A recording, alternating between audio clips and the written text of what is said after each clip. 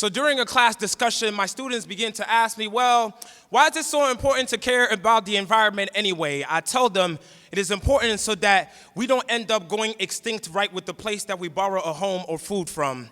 One of my students then replies to me and says, well, Mr. Pages, as a black boy in this country, I already feel like I am going extinct. And for the first time, I am blooming with silence. Things you might hear if Black Lives Matter was an environmental movement.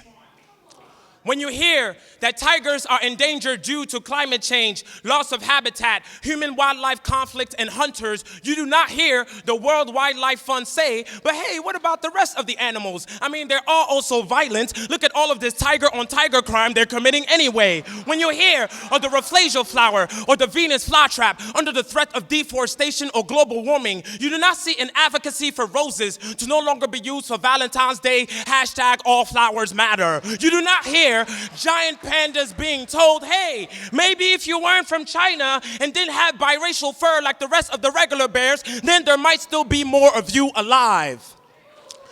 Then there might still be more of you alive when you hear that another black life has been taken for just being a pulse with sun-kissed flesh. I mean, look at all of the hunters, often with badges dressed in blue, who see a prey before a sleeping baby girl, who see a tiger before a boy or a mountaintop or an upside-down rainbow stitched onto a brown sky, how the trees weep a song of their names, and the church still gives purpose to all of the ghosts, because even with our hands up, don't we still look like we are praising? I mean, ain't we always worth praising? A celebration for the ones we still have, the ones we want to protect so their breaths will not be recycled into ours. So many, like my students, want oxygen because they're so often treated like carbon dioxide. So it's no wonder that they do not care about saving the environment when they're still learning how to save themselves from being branded pollution before population. I mean, you hear climate change, we see gentrification,